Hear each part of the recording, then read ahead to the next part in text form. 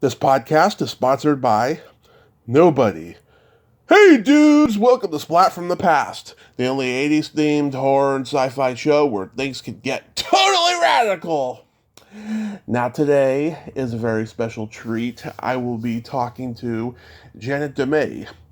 Janet was Witchwoman #1 in Don Coscarelli's 1982 sword and sorcery classic, The Beastmaster.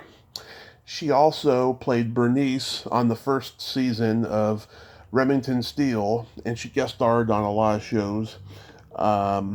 Hill Street Blues, Days of Our Lives, Knight Rider, Murder, She Wrote, and so forth. And then she got out of acting, and she got into opera. And we're going to talk about all that stuff today. And it's going to be a great conversation. I love finding people who you think, whatever happened to so-and-so. And I've been wanting to get a Beastmaster guest for a long time. And since it's the 40th anniversary, it's going to be an excellent, excellent conversation today. And I cannot wait. So, here is my interview with Janet DeMay. Hey, Janet, welcome to the show. How are you today? I'm doing great. How are you doing? I am extraordinary. This is such a great honor. Thank you for taking the time today. Oh, well, Sonny, it's been a long time, and I think you, after 40 years, you're going to talk to me. So, oh, man. Going back in time, did you gravitate toward acting early on in your childhood? Oh, yes. I think my first stage performance was in elementary school at age 11, and of all things, I played an old starving lady in the Christmas play. Yeah. Yeah, that is just funny, and she was, give me some more food, Sonny, like that. My old lady voice, and I've been doing it for so many years now. Anyway, yeah, I did, and my first professional job actually was in high school on the first Wonder Woman. Oh. TV series, yeah, with Miss Carter, right? Linda Carter, yeah. Carter, yeah, and it was her first time as well being on film. And she was this beautiful, petite little thing, nervous as all get out. Yeah. But she managed to spit those lines out, And we were part of the Amazonian women there, and we had to do things like throw javelins and run and lift weights, and so we had all these little Greek outfits on, and we ran around Pasadena. They rented a park in Pasadena. Right. And there we were. Yeah. So, yeah, that's kind of how it started. Wow, that's so cool. So, you're born and raised in L.A.? Yes, I was born in Encino, California, and raised in a modest home in Sepulveda, California. Mm-hmm. Nice. My birthday is just a couple days after yours. Oh, really? Oh, you're a June baby. Yep. Oh, nice. June 6th. Ah. Well, I was supposed to be born, I think, on the 31st, but I was late. Yeah, I was supposed to be born May 18th. I feel like a Taurus more than a Gemini because I'm so stubborn. Oh, well, yeah, but we can have a stubborn streak in us, very easily if we're pushed too far. Otherwise, I don't know, I don't adhere to astrology at all or that, but, yeah, most people that I know born around them, are very flexible type of people. Right. Like to have two sides, the serious and a happy side to them. So what got you into, I know you wrote me a little bit, but what got you into liking Days of Yore movies? I've been into, movies my whole life. I was born a movie lover, and I'm just in the last 7 years getting into, the whole nostalgic thing, following my car crash and everything. It gave me a whole new perspective, and the podcast world has really enabled me to follow my dream. Good, you should. good. You're doing a really good service because there's so many great performances out there. I mean, all you have to do is turn on Turner Classic Movies, right? Right. And you see these amazing films of people that you never thought. There was this old film that I watched. I don't know if you've ever seen it. It was probably from the 30s because it was very old. His whole gag was he sat and he sneezed about 25 different ways. Oh, I have not seen that. And he was and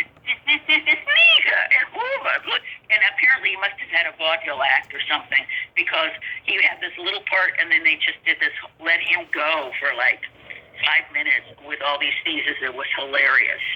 I've never seen anything like that before. So there's all these little weird gems, in old films. And I love watching the old films in AMC and Turner Classic because, I just love the old actresses. Like Geraldine Page, which was Rip Torn's wife for years.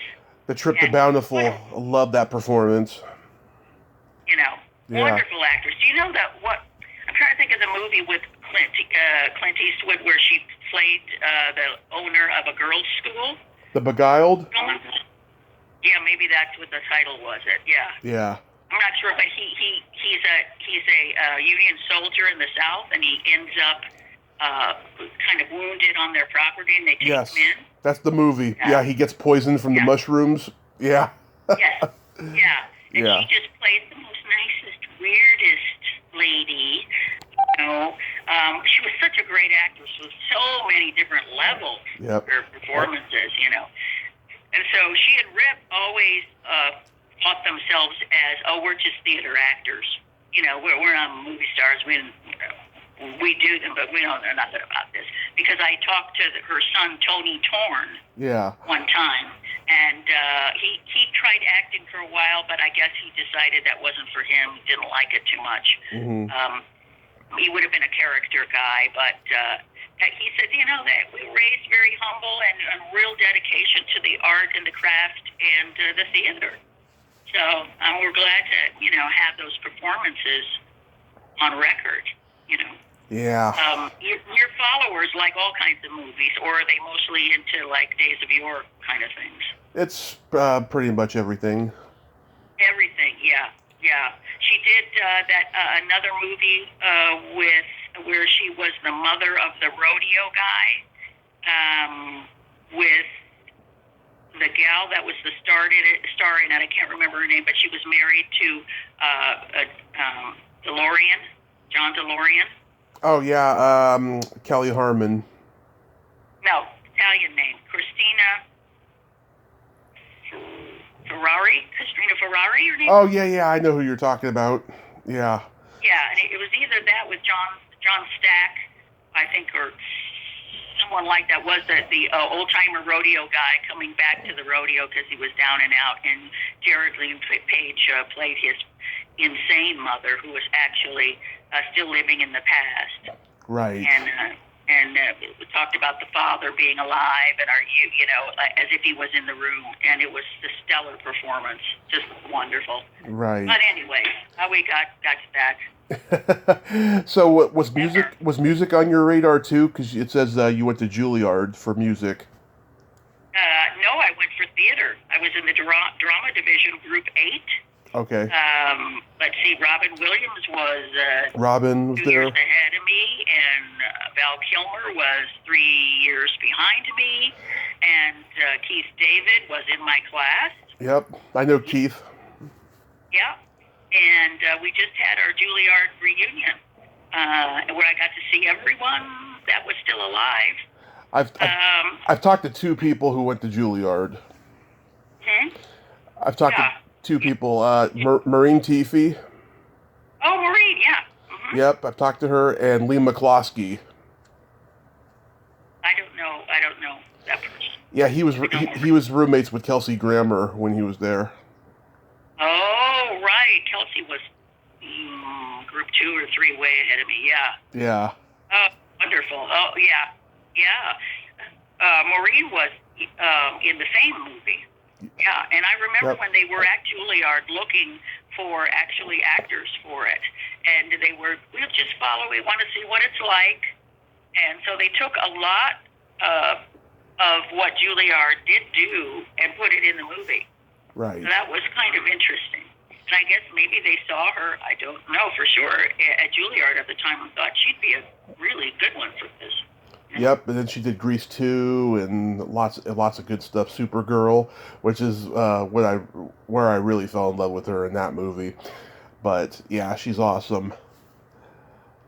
So after college, did you just move back to LA and start acting professionally?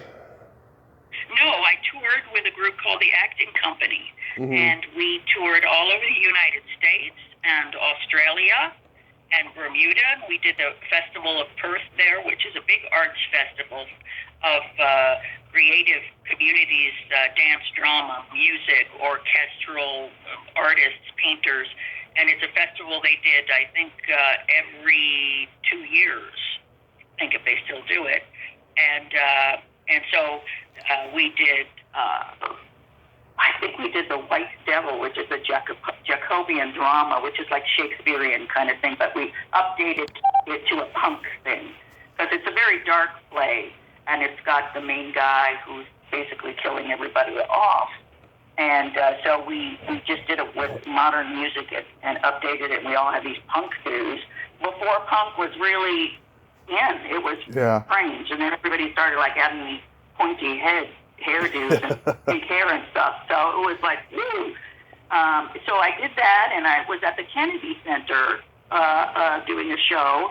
And that's where I met my husband, who is the brother of Michael Butler, who was an actor that in the show with me.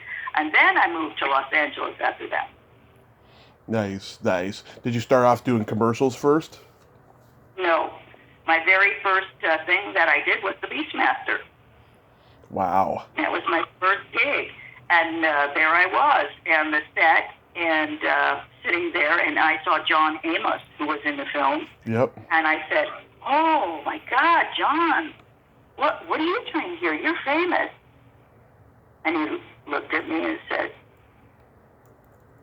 "How long have you been in this business?" Yeah. I said, "It's my first film I ever did. I've been on Broadway, and I've worked in the theater for quite a long time." Yeah. He said, "Oh, that explains it. You'll get it."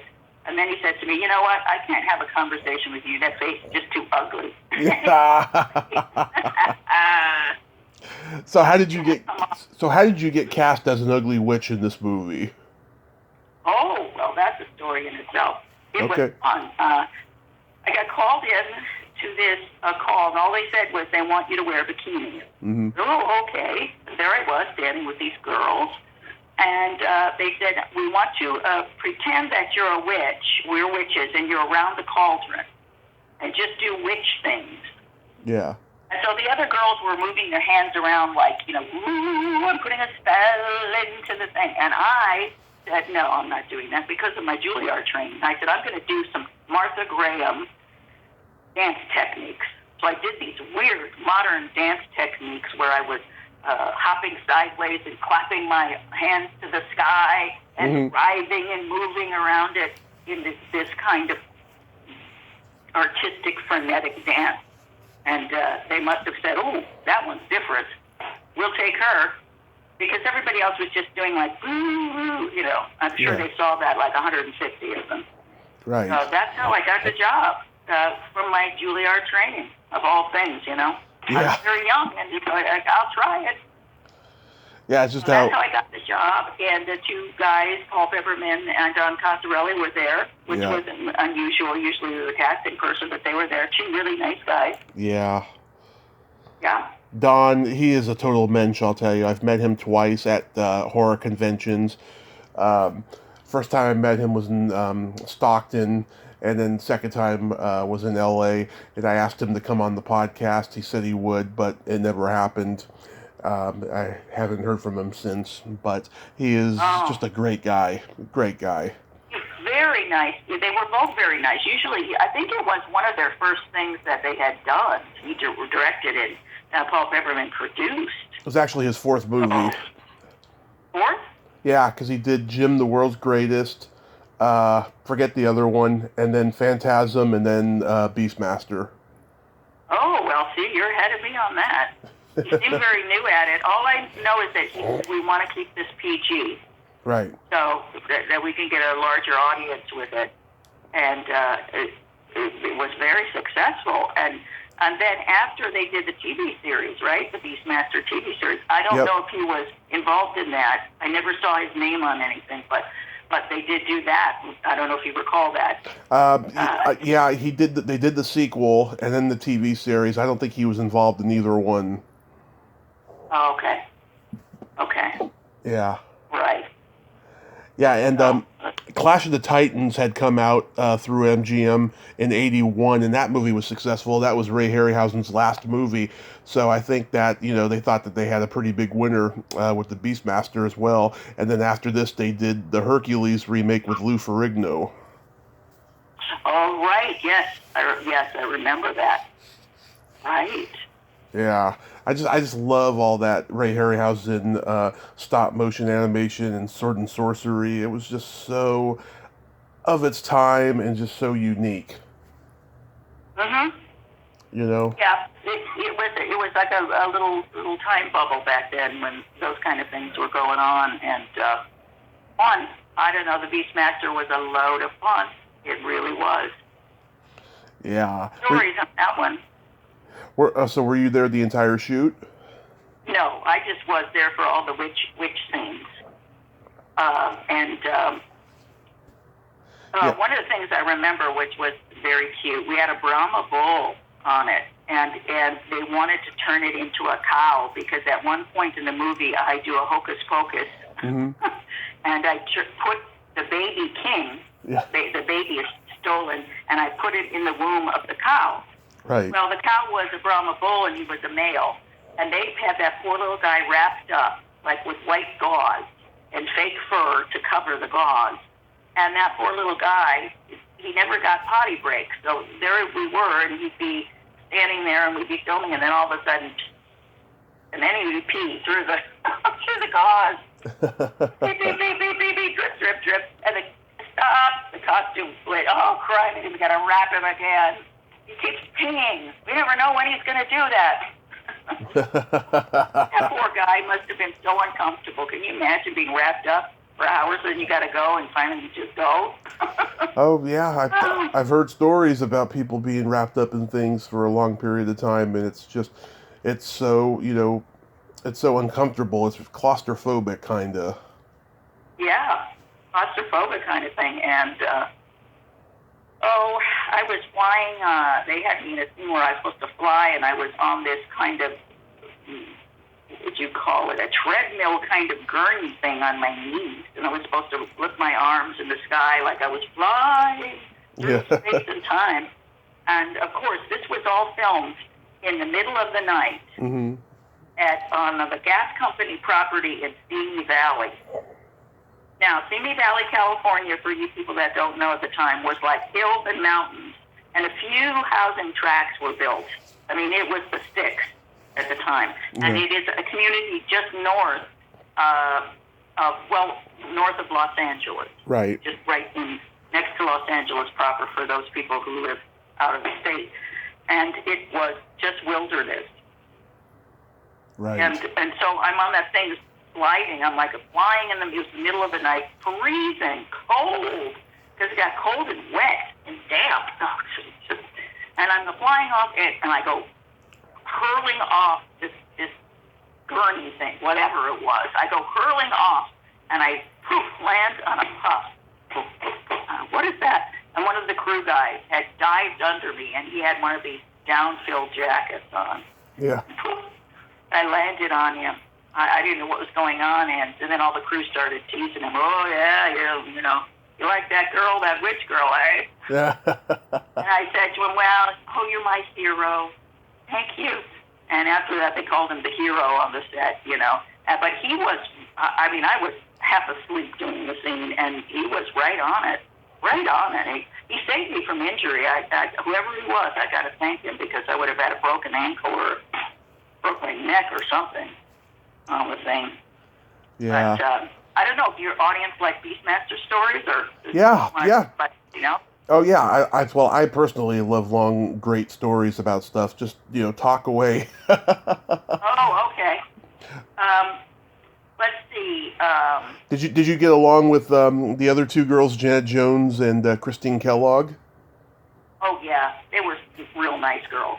All three of you are beautiful, but so hideous with that makeup on. How long did it take to put it on? I guess about 45 minutes. Mm-hmm. Because they were these masks that were like foam latex rubber, and it was a kind of a new thing at the time. And they glued it on, and then put the makeup around your neck to match it. Yeah. Right. But I used to say the crew was great on this picture.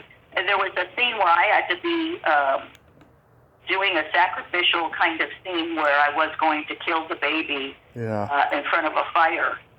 And they said, "Oh, move a little closer because the angle's not right. Move a little closer. Move a little closer." I'm on my knees, screeching up there, and this girl comes up to me who I'd never seen before. She said, I think she was from the makeup department. Said she's looking at my mask, pretending she's looking, and said, "Listen, if you get too close to that fire, that'll melt right on your face."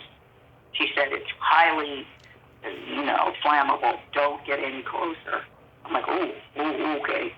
All right. And so then I didn't get any closer, and she said to the director, "Oh, it's getting too hot near that flame. The actress is getting too hot. I don't think we can get any closer." Stupid me, I would have gone right up to it like, woo, and then there would have went a career for sure, a scarred face. So, they were really, really good crew members. There's a lot of fun things. Rip Torn, he played the evil Mayak. Right. For those of you who have seen the film. And, he was a little party guy, at least I should say. Oh, yeah. Maybe was a little tipsy that night. Yeah. And maybe my first time, I'm there with him, because I'm standing next to one of the evil witches, and I'm looking at him, and he does his lines, and then cut, and there was silence. And I'm waiting, are they want to retake? Were we done? Usually it's like, cut, done, thank you. And then I heard whispering. Silence again, whispering. Yeah. What's going on? They said, could Mr. Torn, could you kind of hold on to that thing there while you're standing? We're sorry, but you're swaying a little bit, and the camera is fuzzing. You're swaying back and forth, and then I dawned on me, oh my God, he's drunk. He was so young. Oh my God, he's drunk. They can't get the shot, so they had to get him to grab something and to steady himself. And then he did his lines. I mean, they were all pretty garbled, anyways. But also, blah blah blah blah. Yeah. And it's okay. That's not good enough. Thank you. Funny. Oh man, Yeah. it just guess he had to be there. But how was Mark Singer? I did not have very many scenes with him at all, but I did see him on the set, and he was a lovely guy. Very very nice person. Yeah. No problems. There was no prima donna stuff. And Tanya Roberts. Oh, that little thin, skinny little thing she was. Oh my God, she was painfully thin. But it didn't show on film. On film, she looked like a baboon, Yeah. The film puts 10, 15 pounds on you, even if you're skinny. So if you see someone really skinny on film, Yeah. they are anorexic. She was thin. That poor girl, in the middle of the night, had to go and walk in this water, this cold water, freezing water, and do some scene where she's bathing, woo, woo, woo. And she didn't flinch. She didn't, I'm too cold. She didn't flinch. She didn't complain. You didn't even know the water was sub-zero. She did a good job, and I said, oh, I'm glad I don't have her part. Jeez, that's not too good. Yeah. So she was, at least when I was there, just a very nice person as well, very sweet. And I thought all of Hollywood was going to be like that. Yeah. And then my next job was, bam, on Hill Street Blues. I got a guest star on Hill Street Blues with Daniel Travanti. and that was an entirely different experience. Yeah, I've heard that, you know, all the actors that were on the Hill Street Blues, they spent 20 years not getting a good break, and then the moment that show took off, their egos ramped up. Yeah, well, the actors that I met on them, the ones that you know were very kind. Cervantes was snappy and snitty. He basically was playing his part on and off camera. Yeah. So he was one of those actors, I guess. Method actors. You know, yeah. Yeah. And it was not too nice of an experience. Oh, I'm sorry. But it was a great break because that got me into doing Remington Steele and got me all the guest stars on NBC and CBS and led to had a nice career going when I was young there. So it helped, because it was the number one show at the time on television. Right. It was hot. It was in its second season. So that was a fun thing to do. I played a detective who was a dit. Yeah. Actually did. And then, but she was undercover snooping around and finding out irregularities in the workings of the precinct. Yeah. And then I get found out, and then she's like this tough cop who says, "Hey, I know what's going on. I heard good things about you, but I don't know if I can believe it or not. This is happening, that's happening, the other." So it was a nice part to show a change from just the ditzy girl, Hollywood girl, to actually an actress. Because, my God, I went to Juilliard for 4 friggin' years. Yeah.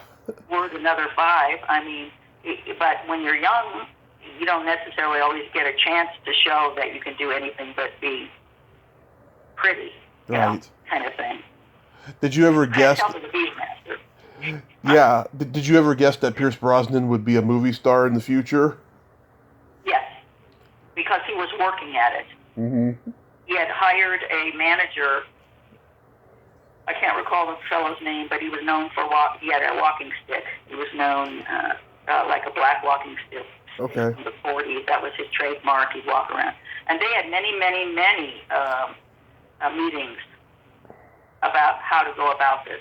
And the man did it. He said, "This is how you do it. You in between your breaks on Remington, you go and do any kind of movie you can and get yourself established as a part of the film community, not the television community. Because in TV, you can have a series and then you're never heard from again. Right. Easy." And so he would do those movies. He went to somewhere foreign country, came back and get Bell's palsy. You know what that is? Where half your face droops. I've heard of it. Yep. Yeah, and so when we came back, we had to film on the other side of his face because one was hanging. You never saw it on camera because they filmed on the right side. And so the fellow got him any film he could, and then did a media blitz, which is put him on the cover of LA Magazine, articles, this, that, and the other, was just publicity. Right. And he paid a pretty penny for that, but it worked out, right? Right. And by the way, Pierce Brosnan is a lovely gentleman. That's what I've heard. A family man, and just an all-around very good guy, a light good guy. And he was a bit taken aback by Hollywood as well, that people could be nice to you one day and have dinner and the next day scream at you. Oh, yeah. And to be horrid. And he said, "We don't do that in my country where we come from. What is that?" Yeah. So he had a learning curve as well on it. And the answer is yes. Yes, he did have the charisma. We all knew.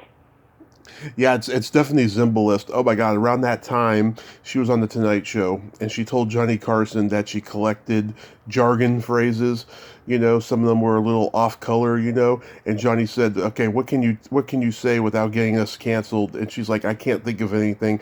And Johnny said, "I suppose go shit in your hat would be out." Yeah.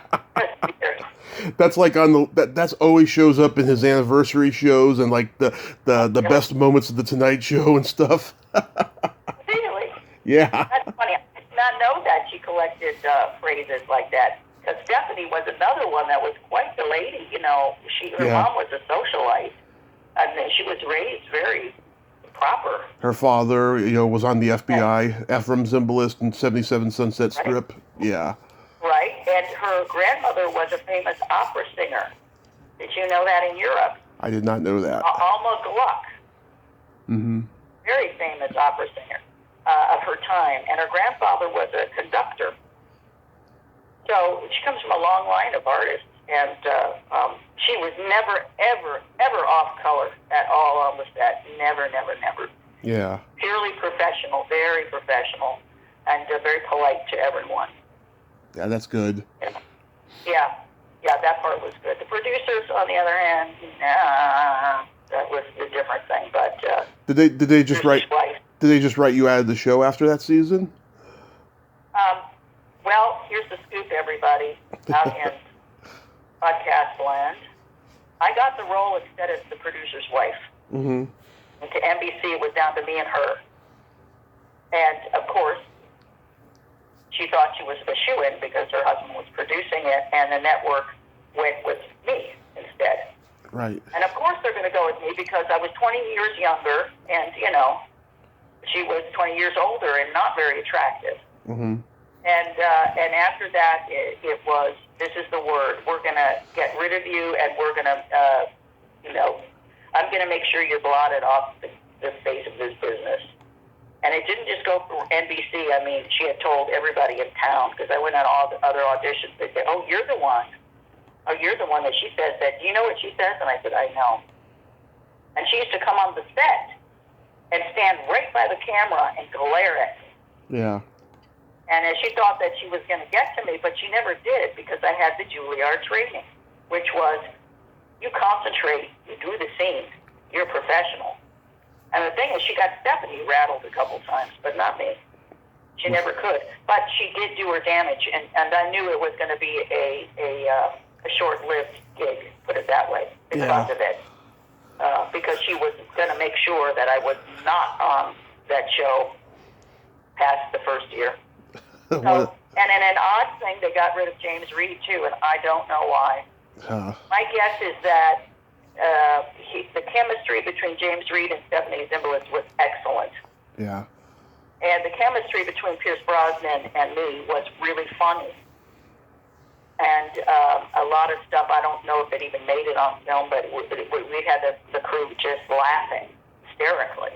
And we got along really well. So I think that did not work for them as well in having their two stars, Right. So both of us, the secondary people, went and they put Doris Robertson, which is, of course, a way big different change, Right. Put a 60-year-old woman in as opposed to, two 20-year-old actors. So I knew that was coming, and anyway, it was treated very poorly by them. So I don't care if you hear this or anybody else, but that's the way it was. Well, you didn't mention names, so you're good there. How was working on Days of Our Lives? Everyone I talk to says that soap operas are the hardest to work on. Days of Our Lives, that was very easy for me. That was not a problem at all. I didn't have any, I don't know about anybody else, but it went very smoothly for me. I enjoyed it.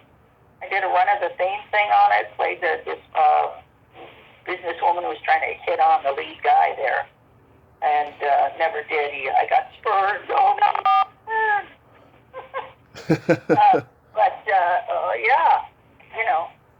The only thing they said to me is amp it up a little bit. And I said, well, but everybody else is at this level. I don't want to come out and seem like I'm, hamming it up. And they said, no, we need it to add energy. The energy's too low with everybody, because they get used to doing it every day. We want a little more spice. I said, okay, you got it.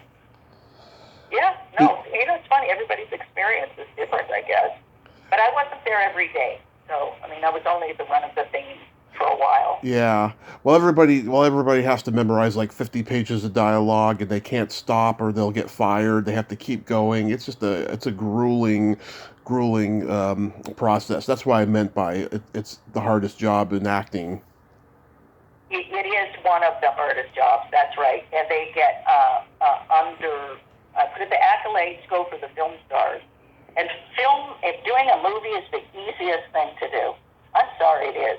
You get to do a million takes. Everything is, done over 6 times over, and you get the chance to do nuances and all the time in the world compared to a soap opera. Soap operas are like the athletes, the long-distance runners of actors. I had a friend, John Mansfield, who was on a couple of different soaps, leading guy, and he had a photographic memory. He would look at a page, and we'd see the words, and he'd just have it in his head. Right. And he was very lucky. Yeah, that's about what you have to have. Did you work with Kathy? Did you work with Kathy Stewart? No, I did not. How about Barbara Crampton? Nope. Okay. No, my stuff was with the males because I was trying to seduce the lead male guy. I don't even remember his name. I see. How about uneventful? How about you guest starred on Knight Rider? Knight Rider. Oh, that was a fun thing. That was really fun. Knight Rider. What would your people want to know about Knight Rider? It was the Christmas show, which was wonderful. Got lots of residuals off that one. Mm-hmm. David Hasselhoff was a big guy. I had the casting call went out for girls that were tall. So I was at the time 5'9", 8, 9 around there, and they put heels on me because he was very tall. So that helped. And I played a gypsy, and my little brother got kidnapped, and we had to go find him. And it was a blast because David Hasselhoff he said to me, "You don't mind if I drive the car and do the spins?" I said, "Fine with me. I'm in it. Let's do it." And he showed me how they had this special brake, kind of a hydraulic brake, that when he braked, they let the brake off so the car spins. And then he puts that back on and he hits the gas and then it. So that was a lot of fun, and he was a very nice guy, real normal. He reminded me of my older brother. Hi, how you doing? Yeah. The tenor of the show was they kind of didn't take it too seriously because it was a kids show, quote unquote. Right. None of them by seriously were like, "Oh, what are you doing? It has to be perfect." No, not at all. They were like, "Oh, yeah, it's a kids show. We'll just have a good time here." And that's the feeling I definitely came away with working on that show. And we were out in the boonies, out in Arcadia, California, past the racetrack. So for all you people who again are not from California, it was in the boonies, driving around. So yeah. So that I know people love to hear horror stories, but it was I met a lot of really good people. Leslie Nielsen, I did a show called Shaking Up, and that guy was hilariously funny, and God, he had energy. He was an older man, but he just had super energy. And for all you who don't know who he was, he did tons of series and movies. He was in the 50s a star. So. Yeah. Oh, absolutely. That was fun working with him and Angela Lansbury on The Murder, She Wrote. Oh, yeah. A friend of mine was on that episode. Stacy Nelkin. Yep. Yeah. And Wings Hauser, Ben Murphy, Martin Milner, and Esther Raleigh. You got it. Yep. That's right. Right. Martin Milner was doing a radio show at the time. Angela Lansbury was in charge of that set. And so she was the head, the queen, and she made sure that they acted properly and did it right. One scene where we in was actually the finale scene with a young director, and he called all the actors in places, and then he'd stand there and he discussed the lights for 20 minutes. Yeah. She came in, ready, went out. 20 minutes later, she finally said to him, "You do not call the actors and then sit and look at the lights. You have to respect them. They have a job as well as you. Don't leave them sitting here. Are we going to film this or not?" Sorry, we're sorry about that, Miss Lansbury. And then we filmed it. And he should never have disrespected her like that. if you call the star to the set, you better be ready, you know? Yeah. Didn't know. You should never have done that. And she wasn't mean, but she was very much like she is in the character, the role, proper and polite, but firm. Yeah. And then you did the Law and Harry McGraw, and another friend of mine was on that, Juliana Donald. How was that experience? Jerry Orbach was the star of that. Right. And just a real mensch guy. He had been on Broadway for many years doing several different shows. And I always, as a kid, because I was quite young then, I thought he was so good. He did musicals and straight plays. And he said to me, he was so kind, he said to me, yeah, I heard you went to Juilliard. I said, yeah, I did. He said, you must be good. And I said, oh, thank you so much. Thank you, I appreciate that. He goes, no, really? He said, my son tried like 3 times to get in and couldn't. I said, oh, really? He said, yeah. He said, I tried to open doors and pull strings and stuff for him, but, you say you're not going to do it, but then when you get there, you do it. But they didn't take him. And I was like, oh, well, I better be good. I better do my best. And, so he was a very lovely man, lovely guy. So did you... Yeah, actually. Yeah. So did you get to a point where you just got sick of auditioning and decided to leave acting? Yes, that's exactly what happened. I mean, it got to be where you're driving an hour and a half in traffic to go to an audition, which lasts like 5 minutes. Yeah. And then you do it an hour and a half later, and then drive an hour and a half back home because the traffic was getting really bad. Then later on, early in the 80s, there was no one around. You know, there was, not no one around, but you could get into Hollywood from where I lived in 20 minutes. Nothing. You're there. And it just got like, oh, I'm done with this. So I went into music. I went to music school, and I became a music teacher. And I did that like for a long time. And now I'm back doing singing again. I'm doing some singing with Harvest Celebration churches, and I'm singing in gospel music, and it's really quite fulfilling and fun.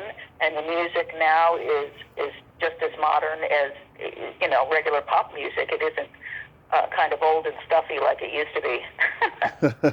And so I'm doing that now. And it's something I always wanted to do since I was in the school orchestra in the 4th grade. I played the violin. And I thought, I want to be a music teacher. That'd be fun. Yeah. Yeah, and so I did that, and I really enjoyed it. And it was a good move because in Hollywood, if you're after 35, it's very difficult to get roles. Unless you're a huge star. Business, unless you're a character person. Right. Character person, huge star. It becomes really stressful and frustrating after a while. Yeah, well, let's just put it this way. Many of the big stars that were, I don't know, whatever happened to Michelle Pfeiffer? Oh, she's still out there. She was in the remake of Murder on the Orient Express a couple years ago. Oh, really? Yeah.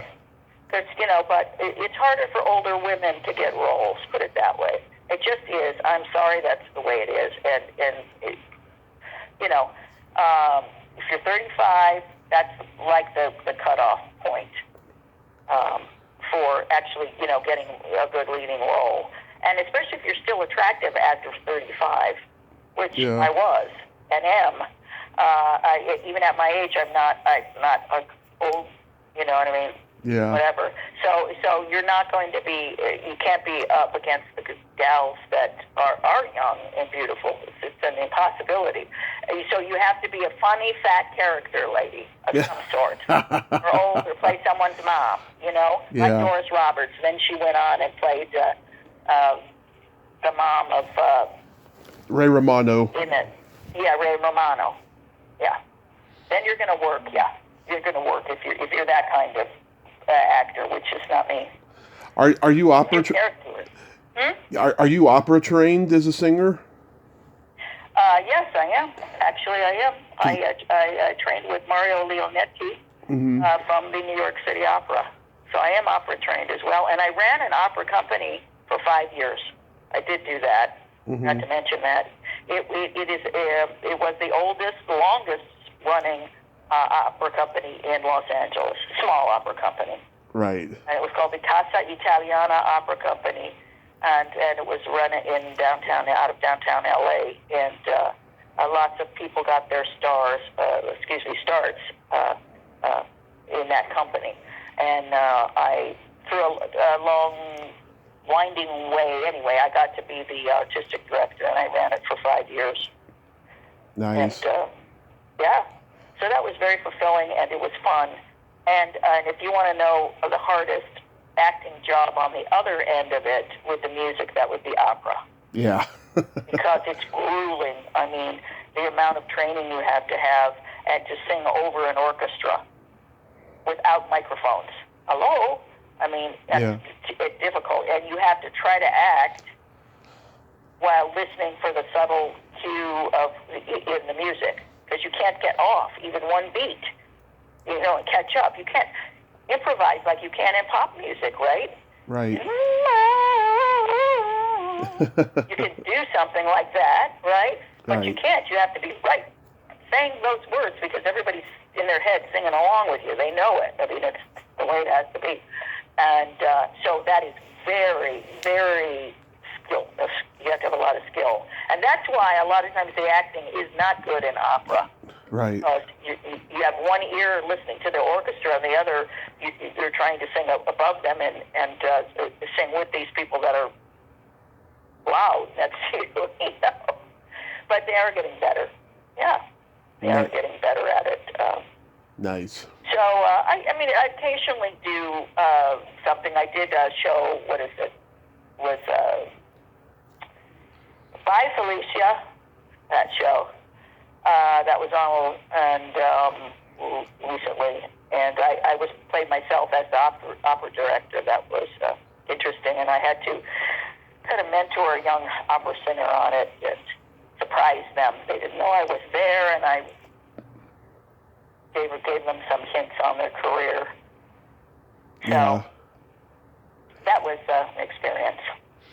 I forgot to mention earlier when Dennis Miller was on the Tonight Show a couple of years after Beastmaster came out. He said that HBO stands for "Hey, Beastmaster's on." Really? Yeah.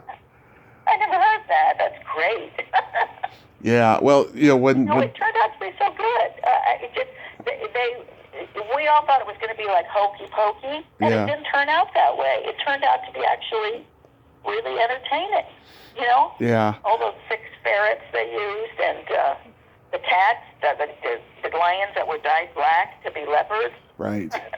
Well, when Ted Turner bought the MGM library and played Beastmaster on TBS and TNT, like ad nauseum, that's when the movie really took off. Oh, I see.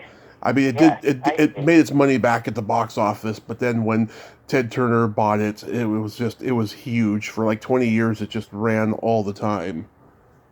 Yeah, it did. It ran just as much as A Christmas Story does every Christmas season. Right. Mm-hmm.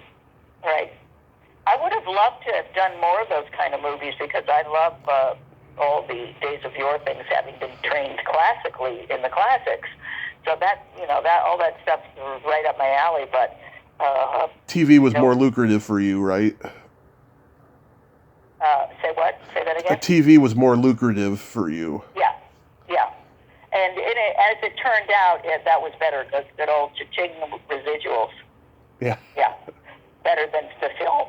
So I was very fortunate that way, Yeah. Because you make money for years and years afterwards. And then sometimes you get a big fat check for $5. I was like, oh, I remember that. Yeah. Well, Janet, I want to thank you so much for coming on today. It's the beginning of the year, and it's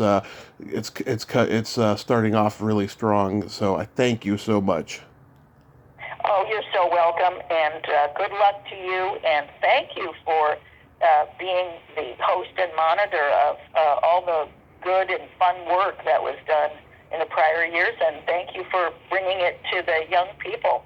They need to know about these past people because they're missing out on a rich culture of film. So I thank you for that. Oh, I agree. Thank you so much. And you have yourself a great day. Please stay safe. I will. You too. Happy New Year. Happy New Year. Bye-bye. Well, there you have it. Janet DeMay. Ain't she a sweetheart? Nice lady. Great lady. Great stories. I enjoyed talking to her today. Well, until next time, this is Tommy Throwback Kovac saying there's no shame in living in the past because the present sucks. Later, dudes.